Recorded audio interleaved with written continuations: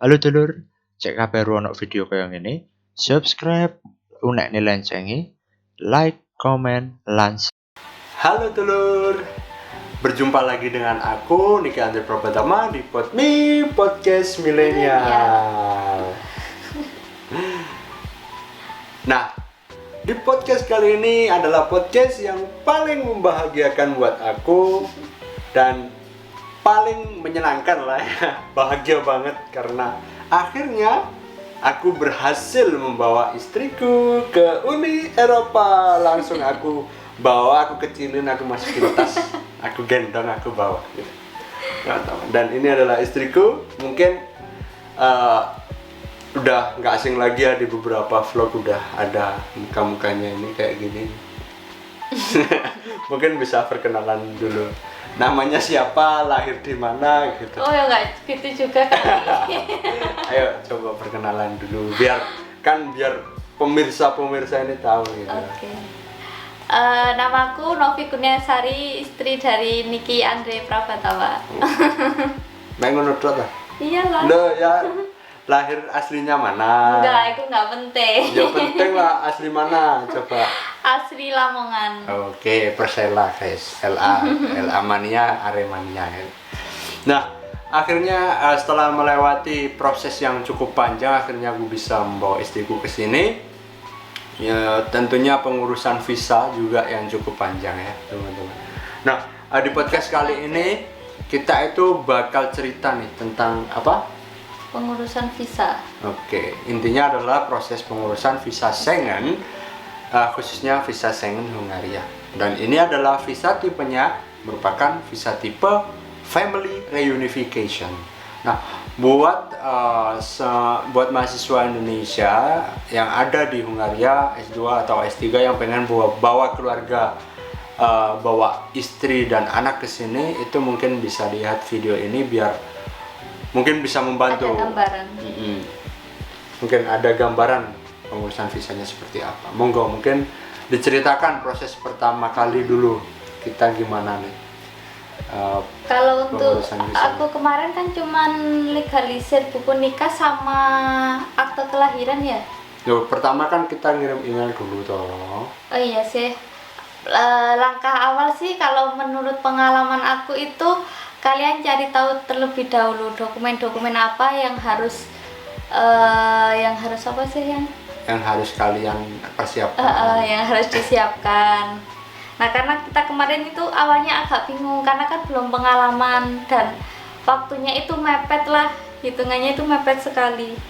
Jadi yang pertama itu mencari informasi dokumen-dokumen apa yang dibutuhkan. Nah, itu dengan cara mengontak kedutaan besar negara terkait. Kalau di sini kasusnya kedutaan besar Hungaria gitu. Jadi aku kontak personnya, aku email gitu, aku mau ngurus visa buat istriku gini-gini, dokumennya apa aja, dan mereka pasti jawabannya dengan jelas lah. Karena setiap negara beda-beda ya Yang? Iya, pasti peraturannya juga berbeda-beda setiap negara. Nah, di video ini khusus untuk Hungaria aja, visa Schengen Hungaria, dan mungkin ada beberapa tips dan trik biar bisa setidaknya visa kita tidak ditolak gitu ya. Oke, mungkin bisa dijelasin nih dokumen-dokumen apa aja yang kamu butuhin buat aplikasi, proses legalisirnya seperti apa gitu. Oke. Kalau ke podcast ini lebih ke legalisir legalisir dokumen ke tiga kementerian. Nah, yang pertama itu langkah awal pertama itu ke KUA terlebih dahulu. Nah, untuk yang ke KUA itu kalian tinggal pergi ke KUA tempat kalian terdaftar nikah itu. Itu surat nikah ya? Buku nikah, surat nikah itu cuma legalisir 5 fotokopi buku nikah. Nah, nanti yang satu tuh diambil dari pihak KUA buat arsip. Nah, jadi yang 4 kita pegang, kita simpan. Terus kalau selesai ke KUA itu kalian bisa langsung ke Kementerian Agama Islam yang ada di Jakarta. Kalau kemarin aku itu tak pikir itu di Malang ya. Jadi ternyata salah, ternyata itu yang ada di Jakarta. Itu fotokopi 3 buku nikah. Yang satunya diambil di Kemenak untuk arsip, yang 2 buat kita.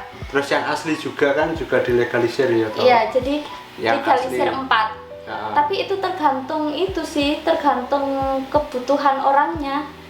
Tapi ini untuk kasus Hungaria seperti itu gitu. Dibuat jaga-jaga. Jadi 2 fotokopi buku nikah sama 2 buku asli buku nikah. Jadi buku nikah kita berdua gitu, bukan hanya buku nikah istri aja, tapi buku nikahku juga. Itu dilegalisir semuanya. Dan itu biayanya gratis. Gratis? Iya. Di gratis. Kementerian Agama juga gratis? Iya, kalau di KUA gratis, Kementerian Agama juga gratis. Oke. Tapi kalau di Kementerian Agama itu kalau nggak salah ada harinya ya. Kalau nggak salah. Jadi nggak bisa tiap hari. Nah kebetulan kan yang legalisir ke sana kan bukan saya langsung, tapi saya minta tolong ke kerabat yang ada di sana. Iya. Nah, ada kerabat di sana dimintain tolong buat legalisir di Jakarta gitu. Dan alhamdulillahnya itu Bisa. sih bisa.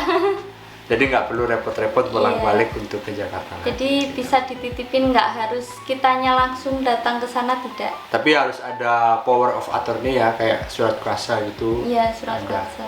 Biar itu bisa mendukung beliau yang menguruskan gitu.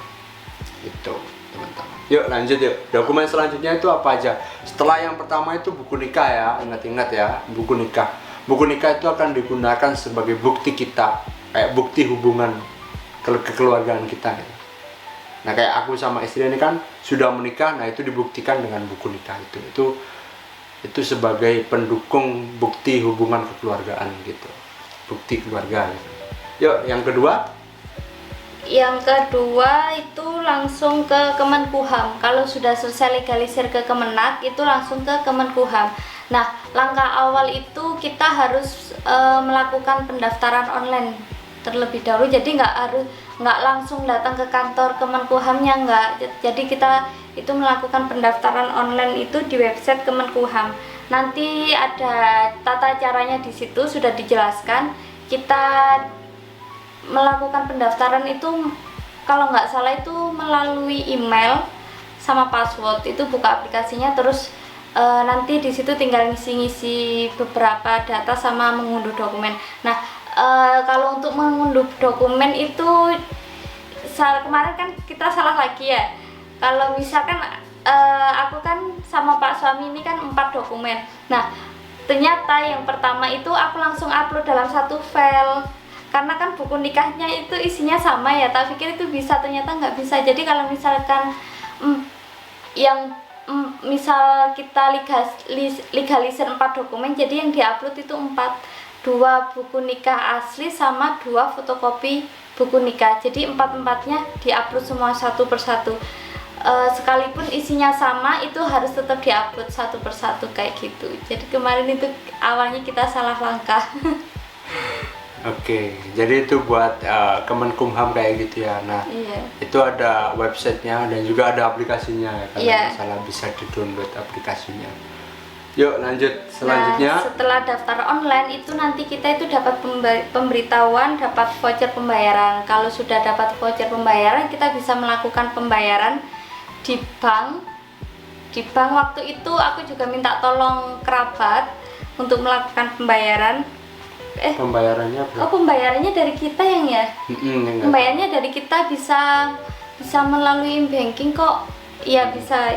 Ya itu biayanya 25.000 per dokumen. Jadi kan aku itu 4 dokumen jadi 200.000. Oh iya, nambah satu yang apa itu? Apa? Akte kelahiranku. Oke, ya jadi iya, tapi sing apa kakak dulu di. Oh kakak dulu. Ya, okay. Apa surat nikah, Surat bukan nikah. Kakak. Surat nikah dulu yuk diselesaikan prosesnya. Iya, jadi 4 dokumen jadi biayanya 100.000, maaf. 100.000. 100.000. Itu cuma buat surat nikah aja. Surat nikah aja. Itu bukan buat dokumen lainnya. Per dokumennya itu 25.000 per dokumen. Oke. Jadi kalau surat nikah itu setelah kalian ke kantor KUA. Bukan yang melakukan. Oh iya sih. Ya setelah KUA. Iya. Terus kita ke Kemenak. Kementerian Agama di Iya. Jakarta. Kemudian kita baru legalisir Kemenkumham. Itu 25.000 itu baru yang bayar. 25.000. Yuk lanjut. Kalau sudah melakukan pembayaran baru kita bisa datang ke kantor. Nah kalau Buat ambil stiker ya? iya buat ambil stiker sama itu melakukan pemasangan stiker. Karena kan nggak sembarangan tuh penempelan stikernya kan nggak bisa sembarangan. Jadi kan ada aturannya dari sana kayak gitu. Oke. Jadi setelah legalisir itu kita bakalan dapat stiker ya, dan harus ngambil stikernya di Kemenkumham kantornya. Iya. Kemudian ditempel di buku. Tes gitu. Oke, saya ulang ya sayang biar jelas. Iya. Langkah awal untuk ke Kemenkumham itu daftar online terlebih dahulu di website Kemenkumham. Kalau sudah melakukan pendaftaran dan sudah di ACC itu nanti dapat voucher pembayaran. Nah, kalau dapat voucher pembayaran kita bisa melakukan pembayaran. Kalau sudah melakukan pembayaran baru datang ke kantor Kemenkumham untuk pengambilan stiker dan penempelan stiker. Oke, itu prosesnya Kemenkumham seperti itu ya. Ini cuma surat nikah aja gitu. Kemudian dokumen yang selanjutnya yang perlu buat ke Kemenkumham itu apa selain surat nikah? Akte kelahiran. Oke, akte kelahiran ya. Iya, akte kelahiran. Nah, akte kelahiran sebelum ke Kemenkumham nggak perlu ke instansi lain. Coba jelasin gimana. Jadi langsung ya akte kelahiran. Iya, langsung prosesnya sama, daftar.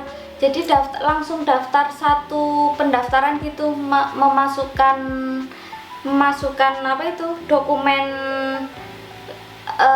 buku nikah yang sudah dilegalisir ke KUA sama Kemenak, sama fotokopi buku nikah tadi sama akte lahir. Jadi langsung gitu loh satu. Oh, jadi satu aplikasi itu satu bisa aplikasi bisa beberapa dokumen. Iya. Langsung berarti ya. Langsung. Nggak perlu sendiri-sendiri. Iya. Misalkan surat nikah sendiri, kemudian itu sendiri nggak. Iya, nggak enggak. usah. Jadi langsung jadi satu aplikasi, satu pendaftaran itu bisa dipakai beberapa dokumen. Ya, oke. Itu 2 dokumen, yang satu surat nikah, yang kedua akte kelahirannya si istri gitu. Jadi akte kelahiran ini bukan akte kelahiranku gitu. Akte kelahiran keluarga yang mau diajak ke kemari. Iya. Oke, itu udah jelas ya. Oke, selanjutnya setelah itu ada lagi nggak yang ke Kemenkumham? Enggak. Cuman akte lahir sama buku nikah. Udah itu aja Iya. ya. 2 buku nikah asli sama 2 fotokopi buku nikah. Oke. Yuk lanjut dokumen selanjutnya. Kalau sudah ke legalisir ke Kemenkumham udah beres, lanjut ke Kemenlu. Nah, prosesnya sama, kita harus melakukan pendaftaran terlebih dahulu di website Kemenlu. Setelah melakukan pendaftaran online sudah di ACC itu kita bisa melakukan pembayaran. Nah, kalau sudah melakukan pembayaran itu nanti kita langsung dikirim stiker. Stiker itu legalisir, sama dengan legalisir. Gitu. Kalau kan jadi kayak gini, kita daftar online sudah di ACC, terus kita melakukan pembayaran. Nah, kalau sudah melakukan pembayaran nanti dari pihak kantor Kemenlu nanti melakukan pengiriman stiker ke rumah kita. Baru kalau sudah dikirim nanti kita bisa langsung datang ke kantor Kemenlu. Kalau stikernya belum nyampe di rumah kita langsung datang ke Kemenlu itu tidak bisa. Jadi nunggu stiker datang dulu ke rumah kita, baru kita bisa membawa stiker itu ke kantor Kemenlu kayak buat gitu. pemasangan. Buat pemasangan. Oh, ya oke. Nah, untuk apa namanya? Apa? Untuk Ya. biayanya. Biayanya. Untuk biayanya kalau di Kemenlu itu 50.000 per dokumen. Jadi 5 dokumen berarti 250.000. 5 Oke. dokumen. Per dokumen 50.000. Iya, per dokumen. Itu untuk Kemenlu. Iya, Kemenlu. Nah, untuk ke Kemenlu itu kita perlu legalisir Kemenkumham dulu, guys. Iya. Jadi nggak bisa. Heeh. Nggak bisa kalau langsung ke Kemenlu. Jadi kita perlu ke Kemenkumham, Ada tahapnya. baru ke Kemenlu. Iya. Seperti itu. Gitu. Jadi itu surat nikah sama akte kelahiran. Akte aja. kelahiran. Yang lain nggak ada tak? Apa sih yang itu? Enggak, baru kalau dokumen lainnya itu nanti di kedutaan besar itu baru mengumpulkan Oke. dokumen. Tetapi kita juga perlu terjemahan juga kan? Terjemah tersumpah. Terjemah tersumpah. Nah, yang perlu diterjemahkan itu apa aja? Kalau kemarin cuman kakak sama apa sih? Kakak sama akte lahir yang Nah, akte lahir kan Akte dalam lahir. bahasa Indonesia. iya. Cuman kakak sama akte lahir aja yang diterjemahin. Ya, baru nanti kalau diminta lagi baru diterjemahin lagi kayak gitu. Yang lain tuh. Yang dokumen lainnya. Oke, jadi yang dibutuhkan ke kedutaan besar negara itu ya. Itu kan baru kalau legalisir Kemenlu sudah beres, baru kita ke kedutaan besar negara yang dituju. Itu harus email terlebih dahulu yang ya. Iya, kita harus email, kita harus buat janji. Iya, buat janji. Nah, nanti kita selama kita buat janji itu nanti mereka bakalan ngasih itu, beliau ini bakalan ngasih kayak aplikasi, form aplikasi. Iya. Nah, form aplikasi itu bakalan kita isi. Di situ diisi sesuai identitas semuanya dengan jujur, tentunya jangan bohong gitu, biar diterima. Jangan bohong. Dan diisi semuanya lengkap. Ada 2 kalau nggak salah form aplikasinya dulu. Iya. Ada 2 diisi semuanya, data diri, data keluarga yang ada di Hungaria gitu, semuanya lengkap, mau tinggal di mana di Hungaria itu harus lengkap.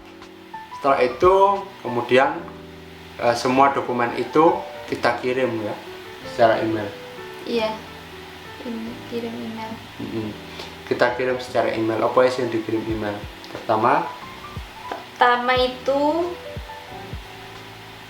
ya itu tadi 2 fotokopi buku nikah asli, 2 buku nikah asli yang sudah dilegalisir, 2 fotokopi buku nikah, akte lahir terjemah tersumpah, paspor, terus rekening koran dari aku sama dari suami. keluarga yang ada di sini gitu.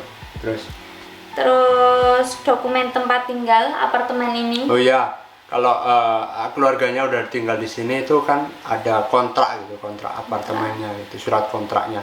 Nah, surat kontraknya itu setidaknya ada nama keluarga kalian yang mau kalian ajak di sini. Itu biar lebih mempermudah. Yang intinya bahwa di situ landlord atau yang punya rumah ini itu mengizinkan keluargamu untuk tinggal di sini gitu, teman-teman. Jadi intinya ketika kalian mencari flat, kalau kalian lihat bahwa keluarga, pastikan kalian bilang ke landlord itu, saya mau nama istri saya itu tertulis di surat kontrak rumah ini gitu.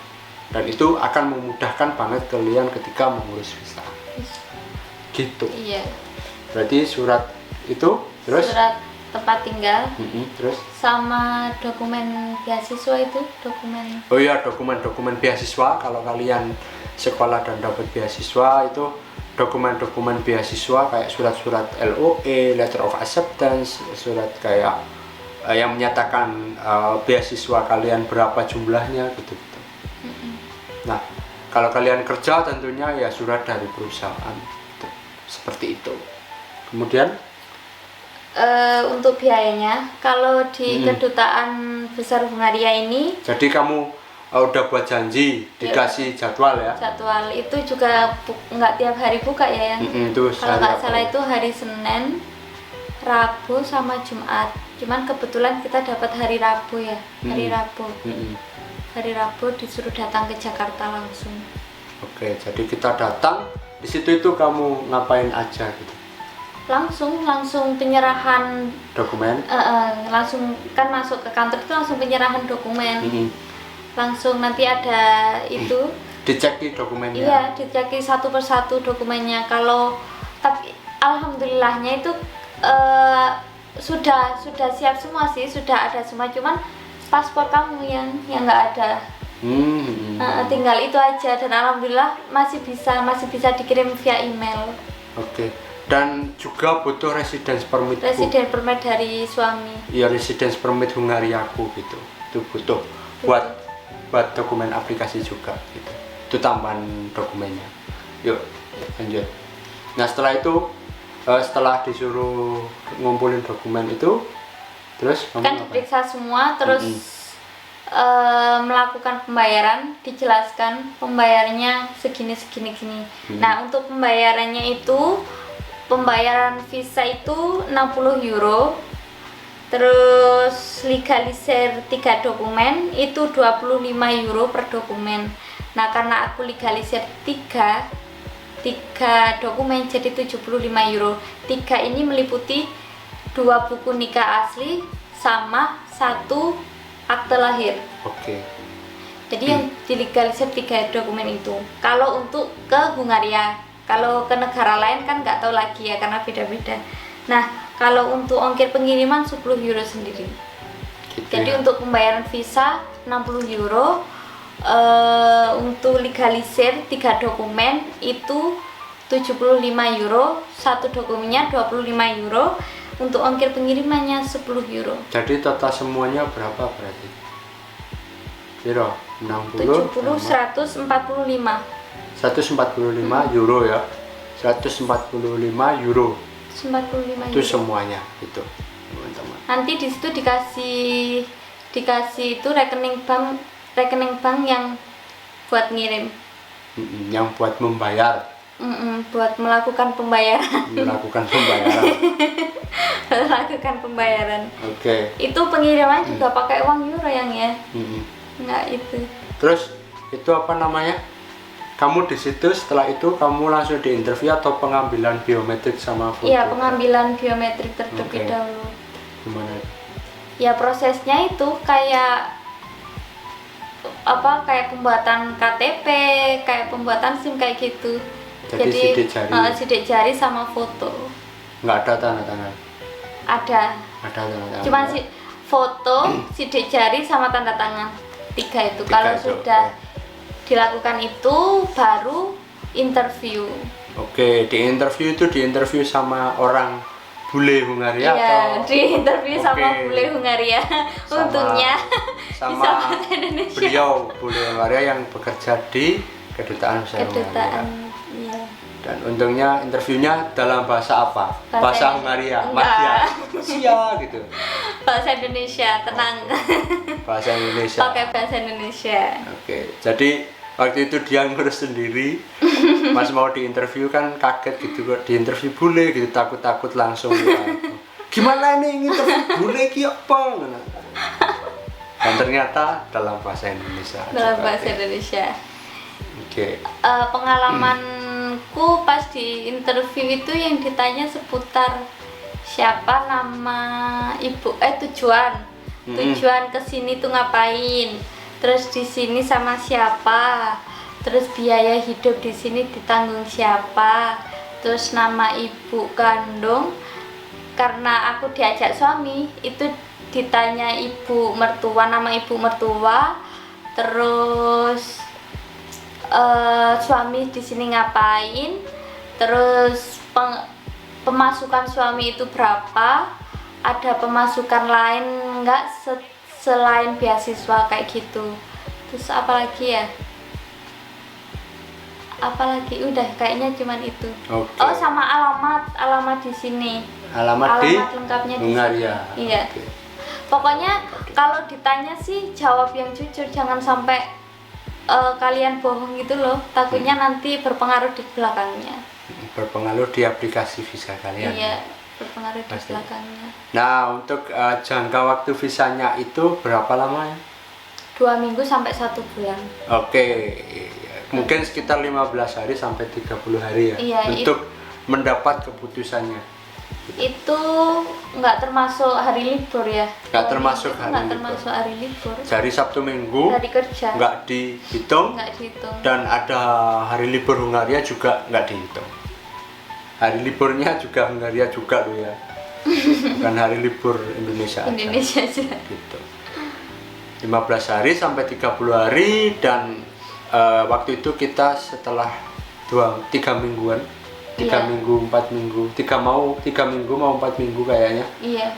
itu kita mendapatkan kabar bahwa deng kita tidak diterima. Oh, iya sih awalnya. Iya nggak ada. Itu 2 minggu yang 2 minggu. 2 minggu. 2 minggu lebih lah. Jadi mereka itu meminta Banyak sekali. segala macam dokumen, banyak sekali dokumen yang harus kita Kita berikan untuk mendukung aplikasi visa istriku. Dan itu ribet banget. Ribet. Beberapa Memotong dokumen waktu. tentunya yang perlu dibutuhkan itu waktu itu, yang pertama adalah yang paling penting itu apa ya? Rekening koran ditanyain lagi. Oh iya, Mungkin rekening koran ditanyain lagi. Ragu mungkin dikiranya kita pinjam.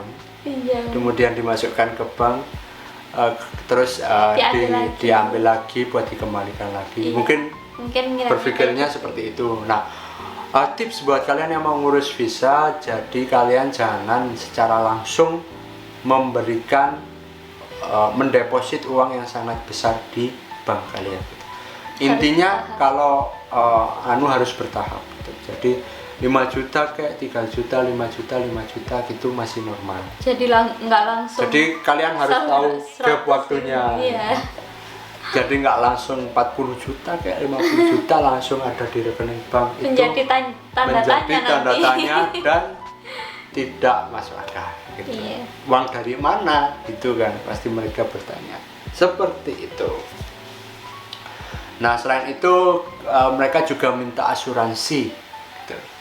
Asuransi full, asuransi yang dibuat di Hungaria, asuransi full selama setahun.